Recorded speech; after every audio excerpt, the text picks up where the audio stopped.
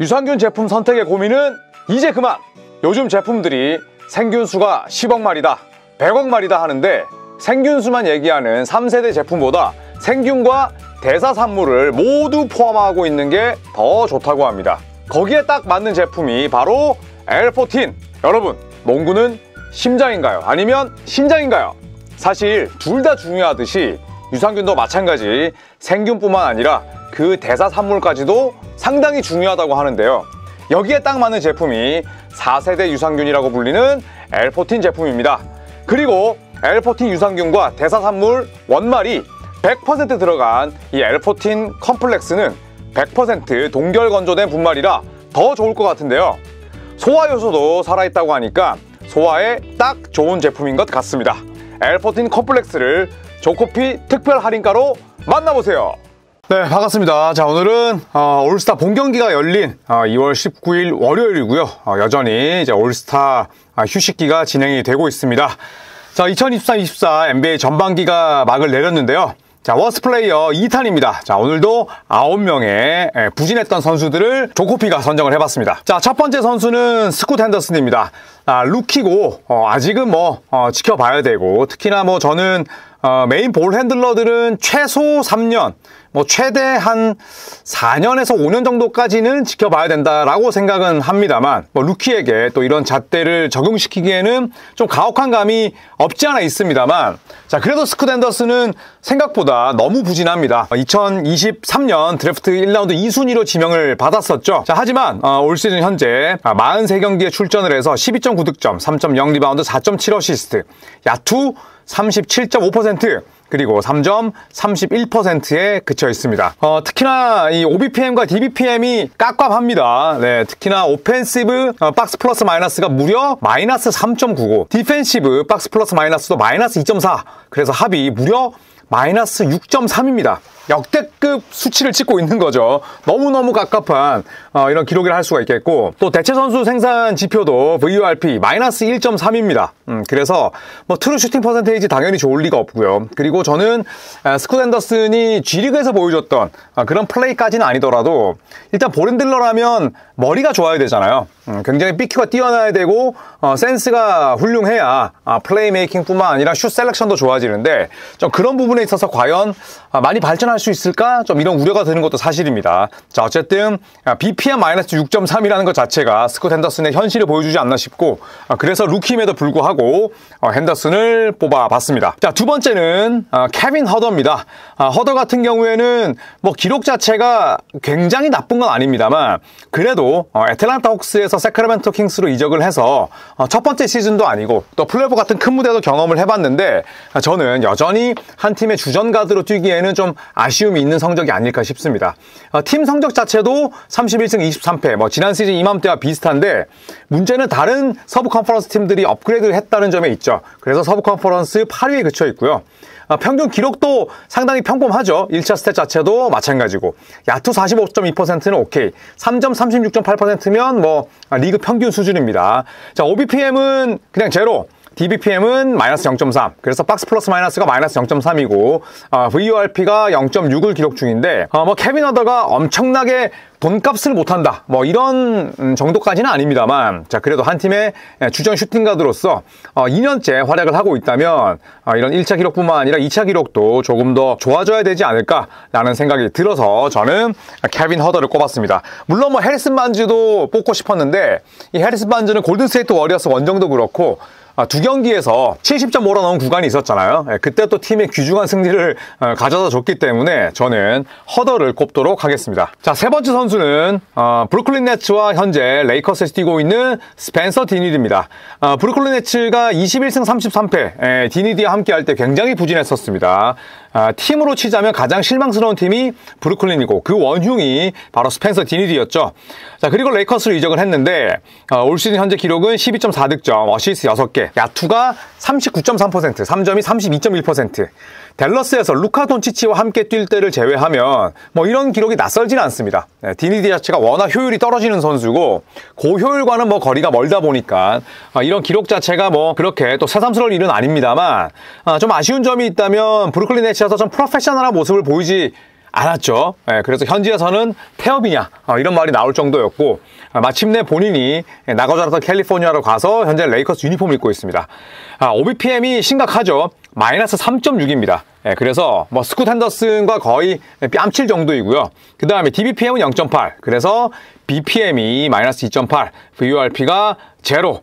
그래서 레이커스 이적 이후에는 뭐 당연히 이런 기록들이 좀 좋아질 여지는 있겠습니다만 브루클린 네츠에서 보여줬던 스펜서 디니디의 플레이 자체는 상당히 실망스러웠고 자세도 마찬가지였다라고 생각을 합니다. 자, 레이커스로 이적을 해서 과연 어떻게 또 반등할 수 있을지 지켜봐야 될 것 같고요. 자, 게이브 빈센트를 뭐 어떻게 빼놓겠습니까? 게이브 빈센트 같은 경우에는 뭐 아예 경기에 나서지를 못하고 있습니다. 올 시즌 현재 5경기 뛰었어요. 5게임 뛰었고 마이애미 히트에서 썼던 가드는 레이커스가 이제 웬만하면 영입하면 안 될 것 같습니다. 그 전에 캔드릭 넌 사례도 있었고요. 이 넌 같은 경우에는 단 한 게임도 뛰지 못했습니다. 그리고 빈센트는 현재까지 5게임. 그리고 둘의 공통점은 마이애미 출신, 그리고 키가 작은 가드였다는 점인데 일단 레이커스는 빈센트의 이탈 때문에 전반기 내내 볼 핸들러의 부재에 시달렸죠.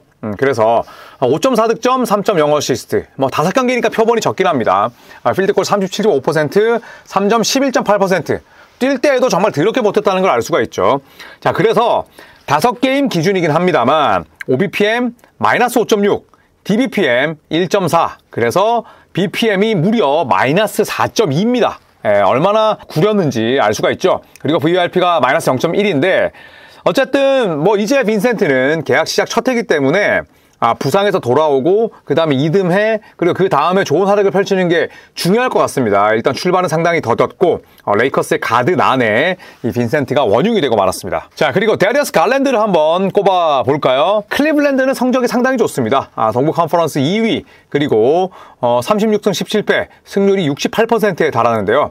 이 갈랜드 같은 경우에는 뭐 굉장히 좀 불운한 부상이 많았습니다. 경기 도중에 하체 부상도 입었고 또 턱 골절도 있었고요. 그러면서 올 시즌 현재까지 29경기밖에 뛰지를 못했습니다. 29경기 뛰면서 18.2득점, 5.9 어시스트.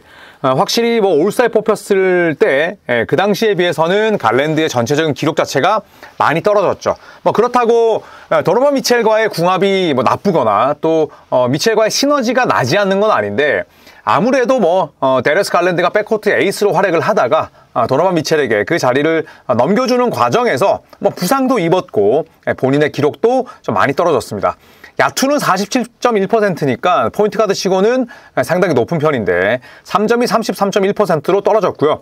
OBPM 0.4, DBPM 마이너스 0.7. 그래서 이 데리어스 갈랜드 같은 굉장히 젊은 올스타 출신의 포인트 가드가 BPM이 마이너스 0.3이라는 건 분명히 아쉽습니다.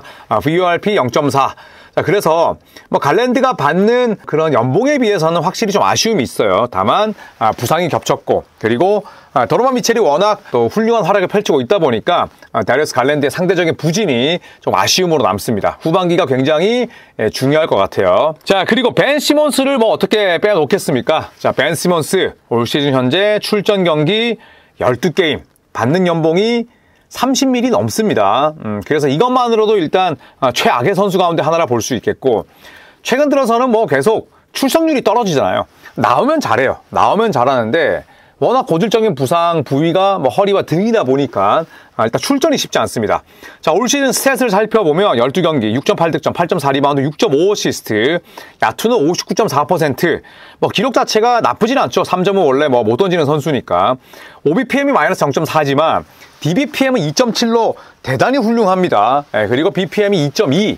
그래서 여기에 있는 선수들 가운데는 뭐 BPM이 상당히 높은 편이긴 합니다만 말씀드렸듯이 굉장히 좀 쓰기가 까다로울 수 있고요. 그 다음에 12게임밖에 출전하지 못했습니다. 자, 그래서 VORP도 0.3에 불과한데 시몬스는 뭐 출전이 가장 중요합니다. 이 선수가 나왔을 때 어쨌든 템포 푸시나 혹은 수비에서 보여주고 있는 에너지가 많기 때문에 시몬스가 후반기에 다치지 않는 게 가장 중요하겠죠. 그래야 브루클린 네츠가 플레인 토너먼트라도 노려볼 수 있지 않을까라는 생각이 들고요. 자, 그리고 우리의 데임타임 데미안 릴라드도 빼놓을 수가 없습니다. 자, 데미안 릴라드 밀워키 벅스는 35승 21패로 동부 컨퍼런스 3위지만 뜯어보면 굉장히 뭐 내용이 좋지 못합니다. 멤피스 그리즐리스에게도 지기도 했었고, 그리고 주요 선수들이 빠진 마이애미 히트에게도 패했고요. 닥 리버스 감독이 지휘봉을 잡았지만 뭐 딱히 바뀐 건 많이 없습니다. 자, 릴라드이기 때문에 이런 기록이 아쉽죠.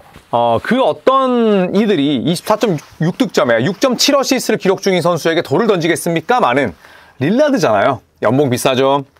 그리고 밀워키가 또 릴라드를 영입하기 위해서 드루 할러데이가 보스턴으로 갔죠. 결국 릴라드가 그 이상의 몫을 해내야 되는데 현재까지는 기대 이하라는 게 중론입니다. 자, 그래서 필드골은 42.3%, 3점이 34.1%니까 지난 시즌 각종 부분에서 커리어 하이 기록을 썼던 그 상승세가 완전히 사라졌죠. 물론 새로운 팀이고 그 다음에 감독이 또 바뀌었고 바뀐 감독도 뭐 그저 그렇고 여러 가지 악재가 있긴 합니다만 또 아쉬운 건 사실입니다. OBPM은 뭐 기가 막힙니다. 이런 기록에도 불구하고 3.4를 기록 중이지만 어쩔 수 없이 드러나는 수비 약점. DBPM이 마이너스 1.5고요. 그래서 BPM이 1.9로서 뭐 여전히 훌륭하긴 합니다만 그래도 릴라드라는 이름값을 감안할 때, 연봉을 감안할 때 아쉬움이 있습니다. VURP도 1.8로서 앞서 저희가 언급해드렸던 선수들과는 뭐 궤를 달리합니다만 저희가 1편에서 설명드렸던 미켈 브리지스와 마찬가지로 우리가 거는 기대치가 있잖아요. 거기에 비해서 한참 미치지 못하는 게 사실입니다. 자, 그리고 마지막으로 클레이 탐슨입니다. 자, 클레이 탐슨은 올 시즌 현재 50경기 출전하고 있으니까 건강관리 잘했죠. 앞서 설명드렸던 릴라드가 51경기였고요. 클레이 탐슨도 50경기, 백투백 세트에서 좀 관리를 받는 그런 수준입니다. 팀은 27승 26패로 5할 승률을 간 넘고 있고요. 서부 컨퍼런스 10위 플레인 토너먼트를 놓고 싸워야 되는 처지입니다. 그리고 클레이 탐슨은 17.3득점, 3.5리바운드, 2.2어시스트, 필드골이 42.1%까지 떨어졌고요. 3점은 39%로 바닥 찍고 서서히 올라가고 있는 추세긴 합니다. 자, OBPM이 0.2. 문제는 수비죠. DBPM이 마이너스 1.7이니까 예전에 뭐 3&D 자원 그리고 또 올 수비팀에도 뽑혔던 그런 실력들이 완전히 사라졌습니다. 나이도 들었고 그 다음에 하체에 또 두 번의 칼을 또 댔고 그리고 전체적으로 또 몸무게도 늘다 보니까 수비가 안 되고 있죠. 그래서 BPM 자체도 마이너스 1.5로 상당히 좋지 못합니다. VURP도 0.2가 됐는데 결국에는 최근 들어서 스티브 커 감독이 칼을 빼들었어요. 처음에는 클레이 탐슨을 클러치 타임 때 배제시켰습니다. 그러더니 지난 유타 재즈전에서는 클레이 탐슨을 주전 라인업에서 뺐죠. 그리고 그 경기를 또 잡아냈기 때문에 과연 클레이 탐슨의 역할을 스티브 커 감독이 어떤 식으로 조정할지가 궁금합니다. 1차 셋을 떠나서 2차 셋도 마찬가지고 또 클레이 탐슨이 기본적으로 득점, 3점, 이런 부분 이외에는 팀에 공헌할 수 있는 바가 많지 않는 그런 좀 다소간 1차원적인 선수다 보니까 클레이 탐슨도 이 리스트에 당연히 이름을 올렸어야 되지 않나 생각을 합니다. 자, 이상 2023-2024 NBA 전반기 워스트 플레이어 9명 2탄 총 18명을 살펴봤습니다. 제가 혹시나 놓친 부분이 있다면 여러분께서 댓글로 남겨주시면 감사하겠습니다. 고맙습니다.